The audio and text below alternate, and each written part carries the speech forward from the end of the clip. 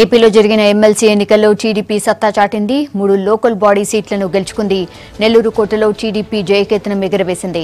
నెల్లూరు స్థానిక సంస్థల ఎమ్మెల్సీ స్థానానికి జరిగిన ఎన్నికల్లో టీడీపీ అభ్యర్థి వాకాటి నారాయణ రెడ్డి విజయం సాధించారు. తన సమీప ప్రత్యర్థి వైసీపీ క్యాండిడేట్ ఆనం విజయ్ కుమార్ రెడ్డిపై ఆయన 87 ఓట్ల మెజార్టీతో గెలుపొందారు. ఈ ఉదయం కౌంటింగ్ జరిగింది. లెక్కింపు మొదలైన 50 నిమిషాల్లోనే ఫలితాలను ప్రకటించారు. నిజానికి నెల్లూరు జిల్లాలో వైసీపీకే బలం ఎక్కువ, ఆ పార్టీకే ఓట్లు ఎక్కువ ఉన్నాయని అందరూ భావించారు. అయితే ఇటీవల ఈక్వేషన్స్ మారిపోయాయి. చాలా మంది ఎంపీటీసీలు, జెడ్పీటీసీలు టీడీపీలోకి ఫిరాయించడంతో ఓట్ల లెక్కలు, అంచనాలు తలకిందులయ్యాయి. నెల్లూరులో మొత్తం 851 ఓట్లు పోలయ్యాయి. ఇందులో టీడీపీకి 462 ఓట్లు పడగా వైసీపీకి 377 ఓట్లు పడ్డాయి. 2 ఓట్లు చెల్లలేదు. మరో 10 ఓట్లను తేలలేదు.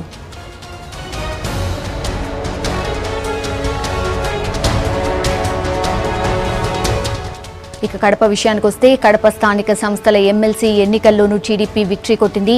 వైసీపీ అభ్యర్థి వైఎస్ వివేకానంద రెడ్డిపై 33 ఓట్ల తేడాతో టీడీపీ అభ్యర్థి బీటెక్ రవి గెలుపొందారు.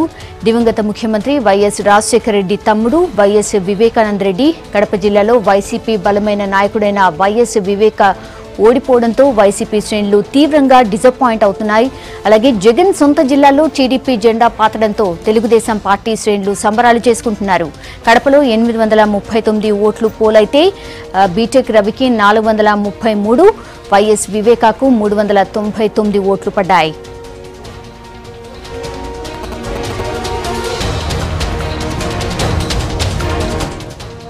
కర్నూలు స్థానిక సంస్థల ఎన్నికల్లో టీడీపీ అభ్యర్థి శిల్పా చక్రపాణి రెడ్డి విజయం సాధించారు. తన సమీప ప్రత్యర్థి వైసీపీ క్యాండిడేట్ గౌరవ్ వెంకటరెడ్డిపై శిల్పా చక్రపాణి రెడ్డి 56 ఓట్ల తేడాతో నెగ్గారు.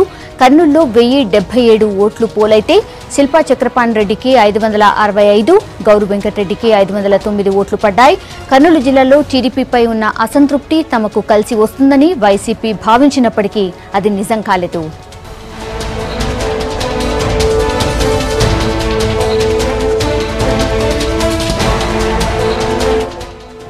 స్థానిక సంస్థల ఎమ్మెల్సీ ఎన్నికల ఫలితాల్లో తెలుగుదేశం పార్టీ క్లీన్ స్వీప్ చేయడాన్ని తప్పుపట్టారు వైఎస్ జగన్. ఏపీ అసెంబ్లీ ఆవరణలో మీడియాతో చిట్చాట్ చేసిన ఆయన అధికార బలంతో ఓట్లను కొనుగోలు చేసి తెలుగుదేశం పార్టీ గెలిచిందన్నారు. ఈ విజయం అనైతికమని, అప్రజాస్వామికమని అన్నారు. కోట్ల రూపాయలు ఖర్చు పెట్టిన టీడీపీ అతి కష్టం మీద గెలుపొందిందన్నారు. వచ్చే అసెంబ్లీ ఎన్నికల్లో జనం చంద్రబాబుకు బుద్ధి చెప్తారని అన్నారు జగన్.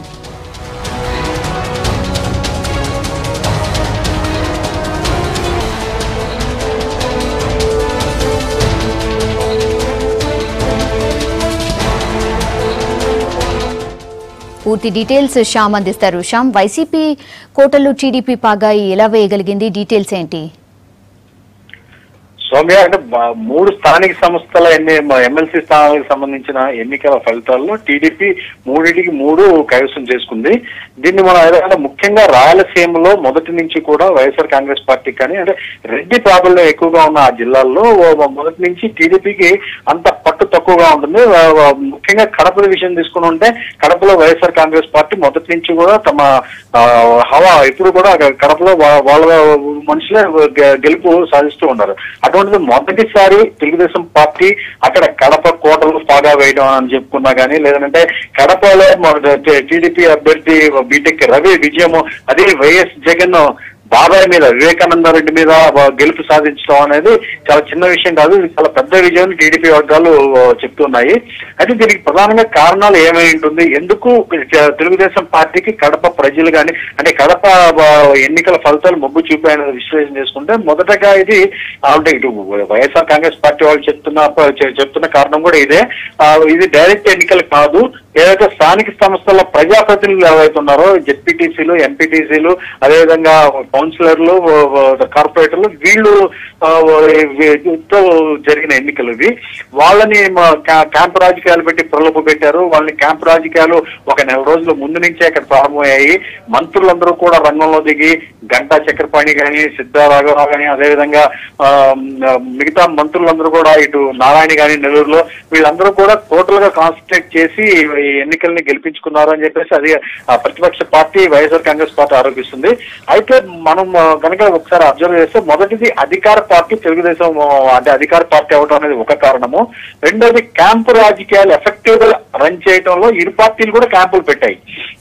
ఈ ఎన్నికల్లో విజయం సాధించడం కోసం అటు వైఎస్ఆర్ కాంగ్రెస్ పార్టీ తెలుగుదేశం పార్టీ రెండు కూడా క్యాంపు రాజకీయాలు పెట్టి క్యాంపులు పెట్టి వివిధ ప్రాంతాల్లో ఈ ప్రజాప్రతినిధులందరినీ కూడా తీసుకుని వెళ్ళి అక్కడ ఉంచారు. దాదాపు ఒక నెల రోజులుగా క్యాంపులు నడుస్తున్నాయి. ఈ క్యాంపు రాజకీయాలు నడపడంలో ఎఫెక్టివ్ గా తెలుగుదేశం పార్టీ ఒక అడుగు ముందులో ఉంది అనేది కూడా చెప్పుకోవచ్చు.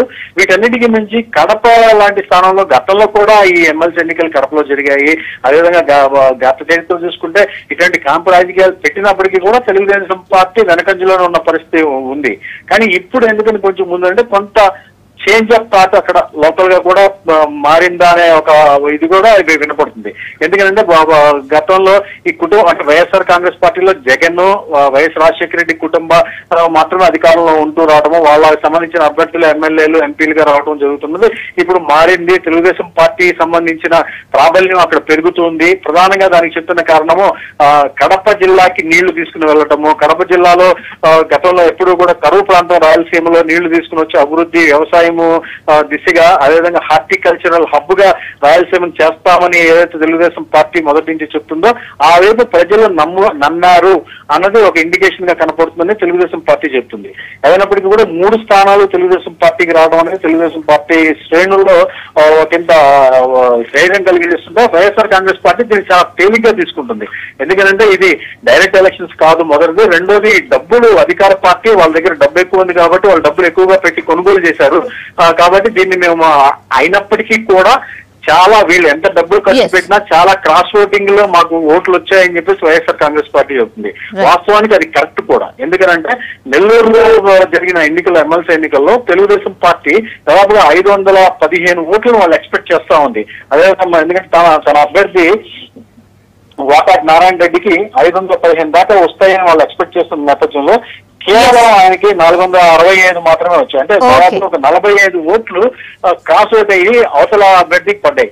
తమ అభ్యర్థులు ఎవరైతే అంటే తమ ఓటు చేస్తారనుకున్న ప్రజాప్రతినిధులు వాళ్ళు క్రాస్ ఓటింగ్ జరిగింది నెల్లూరులో భారీగా 45 ఓట్లు క్రాస్ ఓటింగ్ అంటే చాలా పెద్ద స్థాయిలో జరిగినట్టు కింద లెక్క.